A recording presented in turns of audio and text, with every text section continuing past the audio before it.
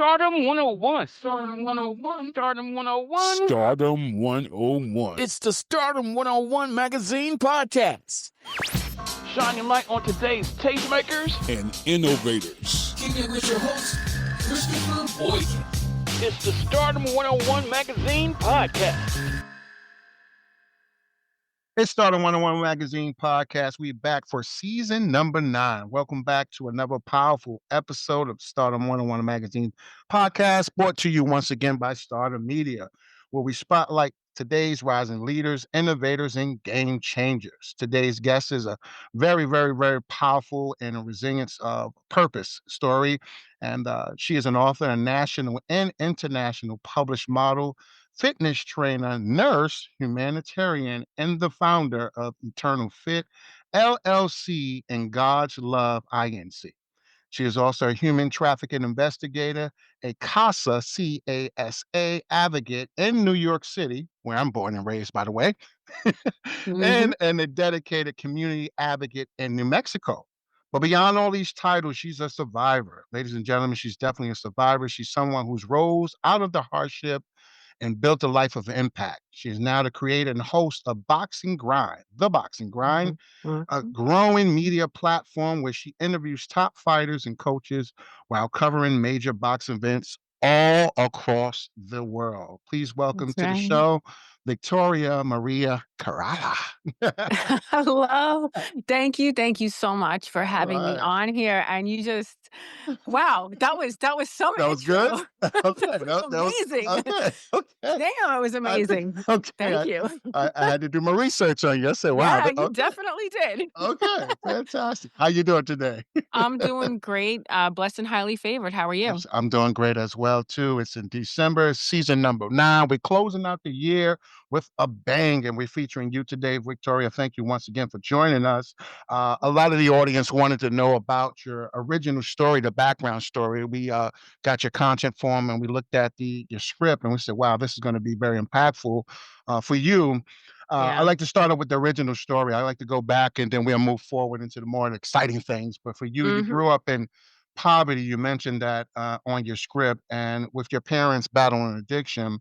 When you reflect on that period of your life, what do you feel that built your strength the most from that season or that chapter of your life? I mean, pretty much from birth, I can just remember the household and the abuse and the neglect and the addiction. And my mother was a prostitute. So she frequently had, people coming and going. And, she really wasn't paying attention to me, but eventually some of the men had started hitting me, and I was, 3 and 4 years old. And my father, I was only able to see him limited occasions, but my father was an addict, but he was very, very careful with me. Like that, I was daddy's girl. I still am. I would still be a daddy's girl. Like, people always have this misconception that if somebody's using drugs, that they're just a bad person. But he took very good care of me when I was with him. So, but with my mother, and both of them are no longer here. But it really shaped who I became as a woman, because it showed me what I did not want to be around. It showed me I'm not going to do what this woman did. And I just, it really did help me. And I know it's sometimes it's hard for people to understand that, because they kind of can get stuck in a cycle when they've been in that, but it really did help me. And it just pushed me to work harder. And I said, I'm never going to live like that. And I used to pray, and I was a little girl, and I would just say, God, please get me out of here. I'm going to get out of here one day. And I remember just looking up at the Manhattan skyline, and I had this hope in me. And what happened? Like, here I am. And like, so much has obviously happened since then, but I still remember looking up at that skyline like it was yesterday, and it's like being covered in rats and roaches, and no food and no clothes. Goodness. And, it was just, it was hell. Something. Yeah. It was hell. I got out of hell, But was there a turning point where you said, like, okay, my life is going to be different from this? Was it like a one turning point, and when you just like, okay, enough is enough, when you get to a certain age and you just like, Mhm. Was that ever present? Well, what happened was, I did the opposite of what my mother was doing, but in doing so, I turned Mhm. out to be, more like fighting, right? Like Ah, I see. I was getting bullied, and I was really like this scrawny little thing, and people were bullying me. And I said, you know what? I'm not going to put up with this. Like it's bad Mm. enough at home. So I wound up getting I wound up getting jumped, but in turn I wound up beating her up. So I said, wait, I had this like revelation, like I'm onto something here. Okay. And I started boxing when I was 16. And, I had my troubled period of time where, Okay. I was stealing things, and I needed to live, and I needed to survive. And like, Mhm. I have a past, I wasn't this angel. I just knew that seeing my mother with like the men and all of that, I knew I Mhm. was not taking that route. Wow. Um, but I mean, look, I I have come to terms with the Lord, and Yep. I know that He forgives me. And that's one of the other things that Mhm. really helps me. I want to help other people. Mhm. I want to help other young people, and that's why I'm such a huge advocate for boxing and youth boxing, and Mm. just, getting the really popular, famous boxers out there to join Nice. forces and get these kids going, There you go. because we're in even more trouble now Oh, than when I oh, was growing up. I mean, yeah, I'm you say like, that damn. true. Absolutely. It's No, magnified. I am like, I don't know if I could have survived this now. Yeah, Like, yeah, man, it's something. This is yes, something. it really is. Yeah. You mentioned that you shared that boxing saved your life. I thought that was very profound. How did you first, like, literally enter the sport? How did that first enter in your world at 16? I mean, when I was 16, I didn't even view it as a sport. I just had a lot Ah. of frustration, Oh, okay, and I see. somebody in the neighborhood had a heavy bag. I had never hit a heavy bag before. I did it, bare Uh-huh. knuckle, and the people were like, "Wow, like you're pretty damn strong for like this tiny thing." And I said, "You Gotcha. know what? This feels good. Like this feels Mhm. really good." And then from there, I just started on my own, just hitting the heavy bag. Then I went down to Mendez Gym. There was the Sweet Science in Brooklyn. Nice. And Mendez Gym is now, they moved uptown because unfortunately Francisco passed away. Yes, yes. And then Mhm. I was over with George Foreman the third's team. Mhm. He had everybody's fights, and then I trained out of Gleason's for 5 years. Like I've just been, Oh my goodness. I'll find the boxing gym anywhere. Anywhere. Anywhere yeah, I gotta There find you that go. boxing gym. So, and then like I said, from there, once Mhm. I was 17, I started taking it really more serious, but I was still a little bit hot-headed. I had a lot of Mhm. resentment, and I got caught up in like street fights and stuff. And then Mm. the real turning point really was, and here, when I say that, I'm not the type of person that goes out and looks for trouble. I never, I see. confronted anybody. I was never, being crazy or saying anything. Mhm. It just, when you're in a certain environment, certain things just find you. And Oh, like, yeah, you gotta adapt. yeah, Oh, yeah. and like if somebody was coming up to me, Mhm. I'm not gonna back down. Of course. I didn't want to, but like I'm not gonna back down. So I wound up getting into these fights. And then the last time that I got into a fight, I actually fought 3 girls at the Mm. same time.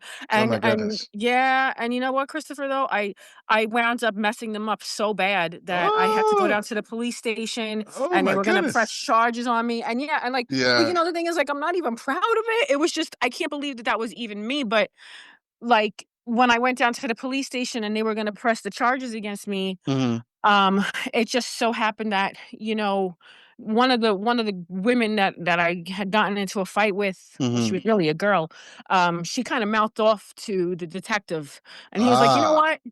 I don't really like the way I don't," like, it kinda helped that she mouthed off to him, I see. because what I was trying to explain was like, "Hey, I got into this fight, but it was really because they threw a glass bottle at me." I see. I see. You know what I mean? Mhm, mhm. So, you're not gonna throw a glass bottle at me. Yeah, no, no, We're you're not not gonna doing do this. that. So, and it's, That's how that happened. that's, and then, yeah, and he was like, and the officer said, "Listen, this is, you can't," because I had been in trouble. I had been down in the police station a couple of times before. Mhm. I'm not gonna, Okay, keeping it real. okay, okay, And they were all for fighting. It was all for fighting. okay. But he was like, this is it. Like, This is it. this is No, it. Like, this is the last time I'm gonna see you down okay. here. And I actually turned myself into the police this time. Okay, You know so what I you mean? I was definitely kind you of definitely was ballsy. done. Yeah, you was I was done. ballsy and brazen. Yeah. I was Uh, like, all right, let me just go down. And I did. okay, And then from there, everything has been smooth sailing since. I assure you, I okay. have totally done a 180 in a different direction. There you So, go. yeah. You also built a career helping people. I noticed that when I put everything together. I noticed the fitness trainer, the nursing, the humanitarian work Hmm. for you as well, which continues to drive that passion for service. That's a lot of service with those titles. What You continue to know, Mhm, yeah. Yeah, no, I mean, I gave my life to the Lord a mhm. little over 20 years ago, Excellent. and, I'm not this life is not about me. This life Mm, is about other people, and at the end of the day, it's how many people can I impact, and mhm, I've been through so much that I can see when people are going through things, and I know that I know the challenges and struggles that people face from, like, all different types of backgrounds. I had been moved around from house to house. I saw how different families and different cultures lived, and I just, I traveled mm, all over the world, and I mhm, mean, I've done humanitarian work. I've done, medical mission trips. I see what's going on, and mm, it's not, it's not about me. I have a bed. I mhm. get to eat every day, and that's a lot more than a lot of people in this universe have. So, Absolutely not. Yeah, that's correct. Absolutely, and yeah, and so with, like, fitness training, people sometimes it gets, like, a bad rep, or, like, it's an underrated thing, but, so many people when they come in to try to take care of themselves, it's a struggle for them. mm, It's not for everybody. People really do struggle to get up and just get moving with correct, themselves, and, correct. and I'm a friend to them. I'm not there to, be, tough, or, like, I mean, I'm tough, but I'm very gentle with my words, and I think that Understood. really says a lot. Nice, nice. For you, how do, your medical background and your fitness expertise, how do they show up in your work inside the boxing world? Yes, that's a different dynamic as you pivot. I'm like, "Wow, that's kinda interesting," but your Yeah. medical background and your fitness expertise, of course, do they show up in your boxing world or your boxing, at all for you? Well, they do, because I love youth boxing. I'm Mhm, all about the kids, and I've been able to work with USA Boxing, and go and be one of the sideline nurses, and do the kids check-ins and make sure that they're not sick. And if I'm watching them, if the fight is going on and I see something go wrong, where his vision is off or his mouth guard comes out, mhm. I know certain things to look for, right? I mean, we have a doctor there, but I'm watching. I'm a hawk. I see Got you. everything. Okay, I see And then, it. obviously with the fitness, I mean, and being a boxer myself, I know how to work it out. There I you go. know how to give you a workout, you know? So, Okay. and then even from, like, a health standpoint, Mhm. just, like, so many people that have had health conditions like heart attacks and things like that, Mm. most of the doctors don't, they just put you on the medication. They're not Ah. saying anything. They're not saying, "Hey, go work out." And that's why a lot of people have come to me to do workouts when they've had, been diagnosed with things. And I've Mhm. helped people get off of diabetic medication. Oh, I've wow. helped people with heart I've helped people with heart trouble, like, improve their heart health, and in a safe way. Mhm. So I know that the both of them work very well together, and I had, I had that vision many, many years ago, because Mm. I've worked in fitness since I was 18, and I didn't become a nurse until later on. And it was only through, the thought process of, like, all of these people coming to me that are looking to work out, and I ask them, and they have a whole slew of different diseases and things, Mhm. Mhm. and we don't want these people We on don't want medication. Medication's killing us. Absolutely. That's you just You look, know? that's a whole 'nother episode, but okay. Yes, it is. I know, I know. It really is, and it's so sad to see. I mean, we living in a different time and space right now where everything is just about profit, money, money, money, money, and unfortunately, some of these big pharmaceutical companies and that industry is just getting, kinda wicked. We can Oh, clear, it's yeah, wicked. oh yeah, Oh, it's it's wicked. They just don't, they wanna yeah, it's like a population control slash, absolutely. There you go. we're just Mhm. going through the mill here. There you go. For listeners who do not know of it or have not been familiar, I want you like to introduce them rather to the boxing grind. Let's talk about that for a minute. Switch gears into the boxing grind. For listeners Yep. who do not know, can you kind of introduce that and that platform, that media platform, let them know how it came to be? Yeah.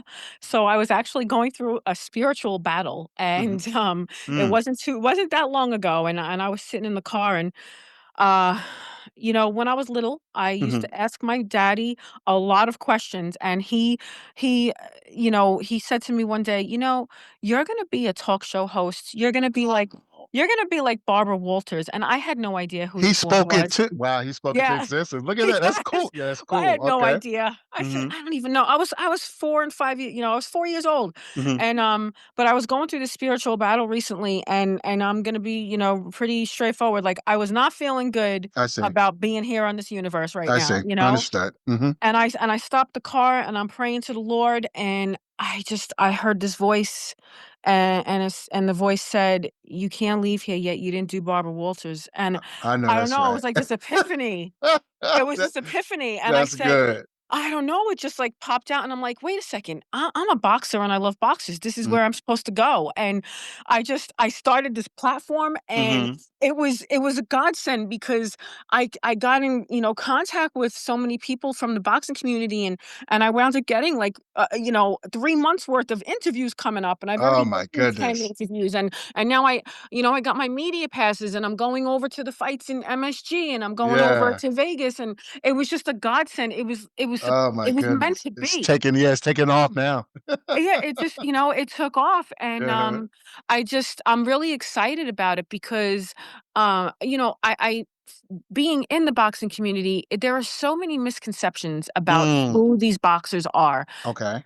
They get such a bad rep, and just in conversations that I've had with people over the years, oh, well, if you're a boxer, you must be really violent, and I'm like, well, Ah, I if you're a see. salesperson, maybe you're really boring. Like, I don't know, how could you label something as, The somebody like that? stereotyping. Mhm. Yeah, and then the other thing is, like, they're viewed as not intelligent people. So, and it's so not true. Mhm. And my approach to interviewing them is not to ask these standard questions like, "Hey, how did you feel after round 3?" Where it's like this Yeah. obvious thing, like, "I'm tired, all right?" Like, Uh, I ask them more personal questions. I ask them because, a lot of boxers, actually many, many boxers, are filled with faith. I see. They I see. and I ask them questions about God, and I ask them questions about what their actual mindset is. I Mhm. wanna get to know them on a different level, and I want other people to get to know them like that. Mhm. Um, because everything is just so quick, when they come in,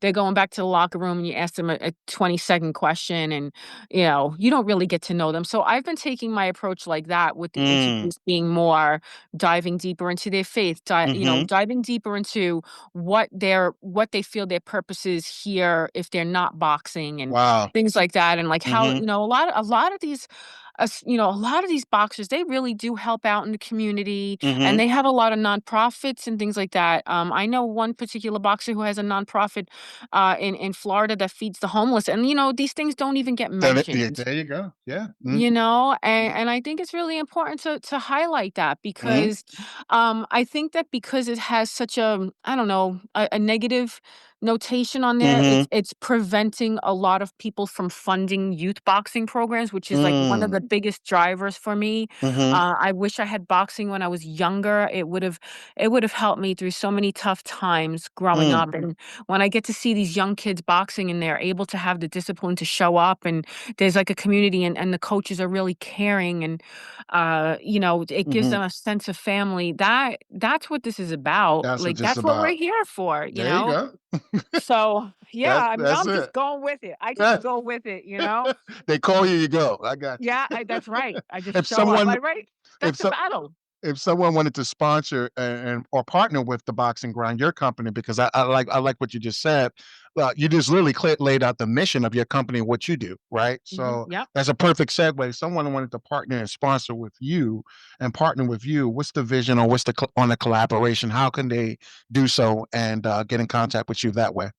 So I would love to have events where we offer free boxing clinics for the kids in different Beautiful. communities and make it a fun event for them. Show them that that people do care about them. They can come on in. They can get food. They get to play games. They get to box. Maybe we would have some really current popular boxers or even some old school boxers with their knowledge come on in and Oh talk to the yeah, kids. that's cool. Just Yeah, give them inspiration. And if they want to do that, I'm online. I have my website. It's theboxinggrinds.com. I'm on perfect. Instagram, the Boxing Grind. You can call me. I mean, you can reach me. You can reach me. I'm There you go. reachable. Say hit her up. Yeah, hit it up. Okay. I mean, with direct messages on Instagram, it's kind of shady because Mhm. I don't know Who's I who? don't know Mhm. who's who. If you're serious, I know you'll call me, There you go. So Fantastic. There you go. And you're also preparing. I'm moving a little ahead of myself now, but some future projects because I know you got a lot going on in 2026 as well. You have this huge boxing event coming up, Shakur versus Lopez fight in New York City. What does stepping into that arena mean for you? That's monumental right there. yeah, I mean, the thing is, coming from New York City, Mhm. it's me, I'm home. And when You I'm home. home, Got you. I'm just chilling. And I know so many people there.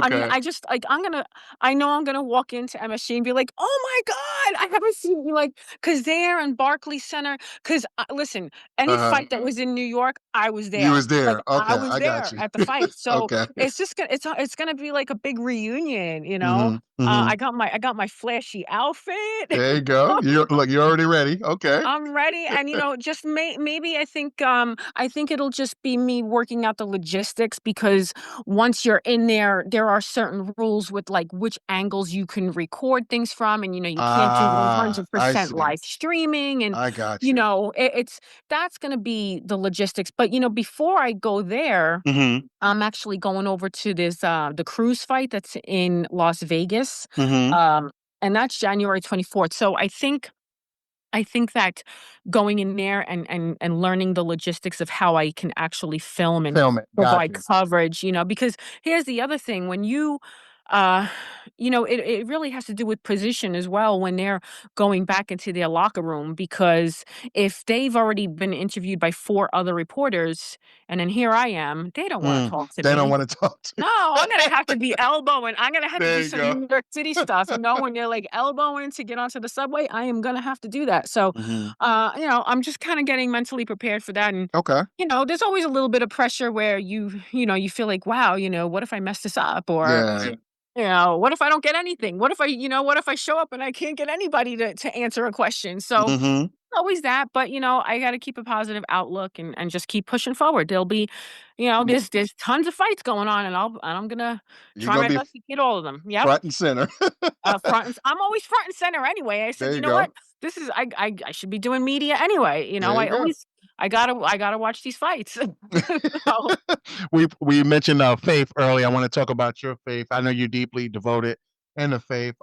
We talked about it and plugged it earlier. For you, how does your faith center you and continue to guide you? And it literally just impact the way you work. Of course, we in the industry where there's some sharks out there, and they think everything is for sale. And of course, being a woman of faith, we have certain standards and characteristics and things that we have to abide by. And we can't say yes to everything in this industry, of course. So for you, how do you navigate that being a woman of faith and continue to, have continue to maintain standards and yeah. not settle for everything, and everything is not a yes and every invite is not a yes. So Mhm. how do you navigate that? I watch. Mm, I'm very discerning. My faith has given me such a level of discernment, and perfect. I know within one conversation who's serious and who isn't. And I watch, and Hmm. I look for fruit. When There you go. I'm watching somebody, or or a company or something, and I see certain things that even just a tiny little bit off, I know what to know. I I know that's see. God telling me no, and I'm gonna be straight up, like, even Hmm. even now with the boxing grind, Mm. I've had interviews and, and I'll never give any names because Of that's not what course. this is That's about. not But what we it's like, do. yeah, and it's like, hey, if you come with me here or do this, I'll get you an interview with so and so. And I'm Oh, like, no, Lord. thanks. That's right. I'm There you gonna go. I'm gonna let God do. I'm gonna let God do it for me. And you just gotta Excellent. be really mindful because Mhm. it's easy. I've seen it, and even in the modeling industry, I see Mm. the girls get sucked in. They believe like these lies, and I see. before you know it, they're a wreck, and like everything's ruined. And I'm telling you, my faith in the Lord, and just, I mean, I spend a lot of time with God. I I mean, see. That's good. I'm with him all day talking to him. So I don't know, man. I see something, even just like a tiny little, I don't know, a tiny little something, and God's like, "What? Gotta Gotta go turn around. the other way." So I'm a lot. I spend a lot of time by myself and like Mhm. doing the work that I do.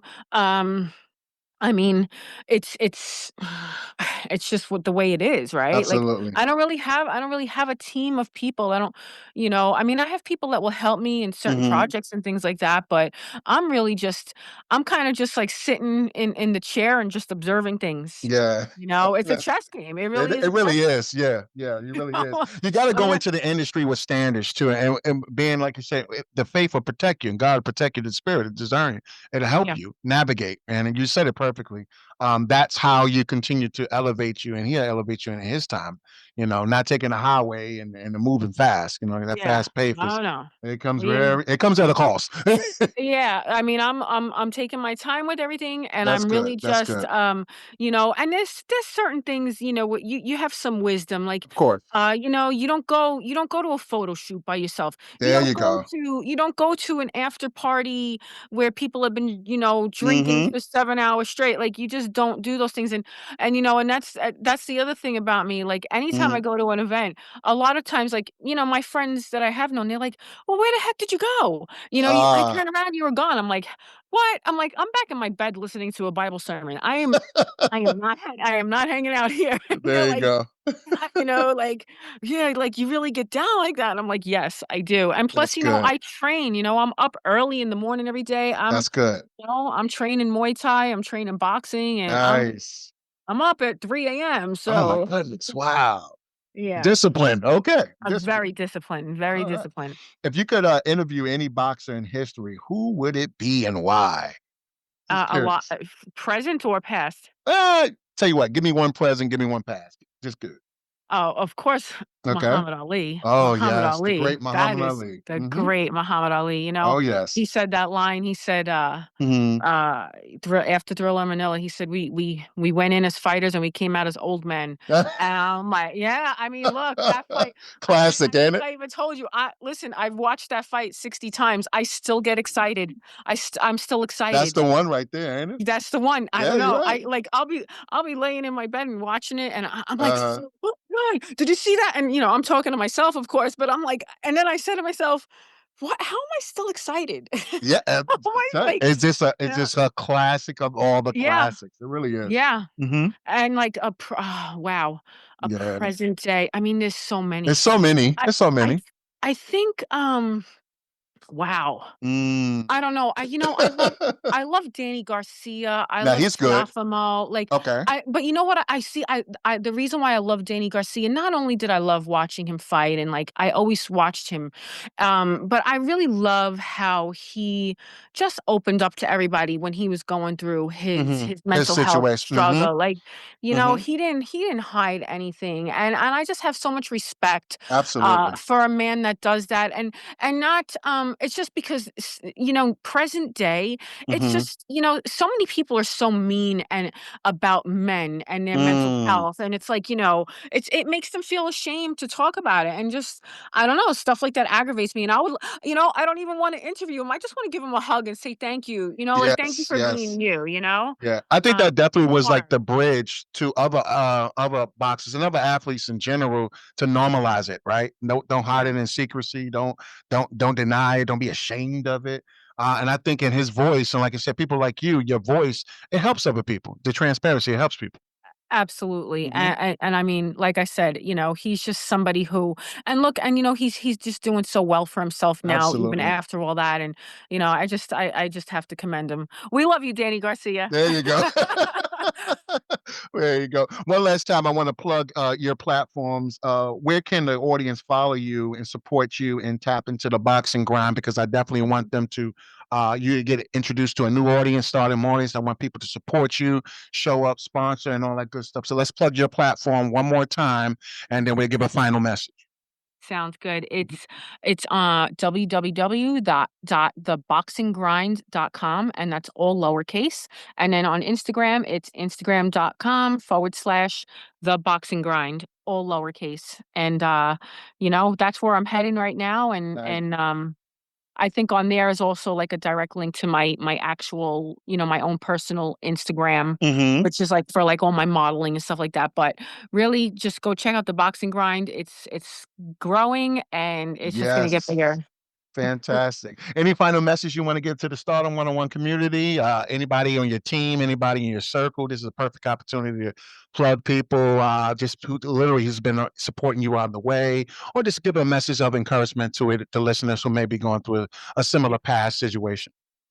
Yeah, I mean, definitely just thank you for the people who have stuck by me through thick and thin, because it's definitely not easy to work with me in a way of just I'm always doing something, right? Okay. You gotta keep up. Okay. I'm always doing something. Okay. And I really just think that there is healing in helping others. So if you are going through a tough time right now and you don't know, sometimes we just don't know what to do next with ourselves.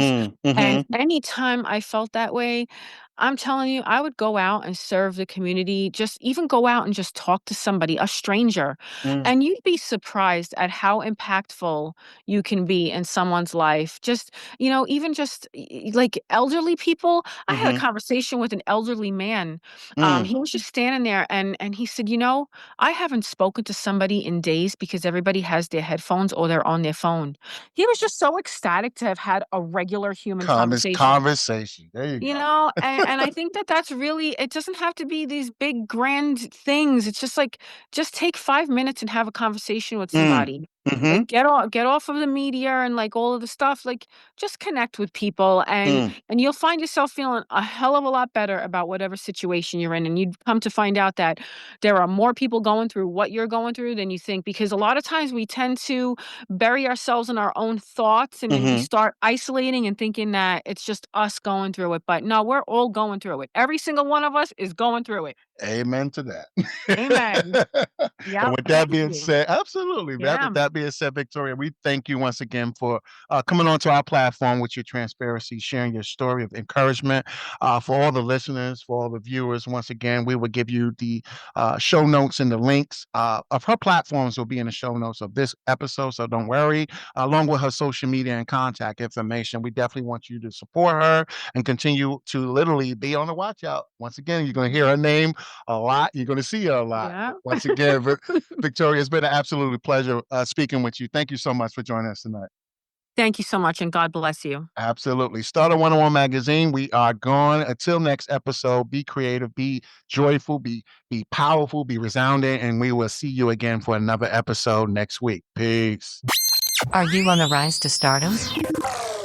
Well, get featured in the next issue of Stardom101 Magazine and promote your business or products today.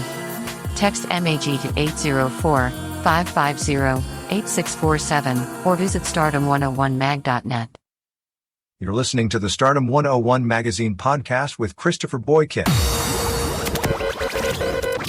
Be sure to subscribe and download this episode, and continue to listen to Stardom on iHeartRadio or wherever you get your podcasts.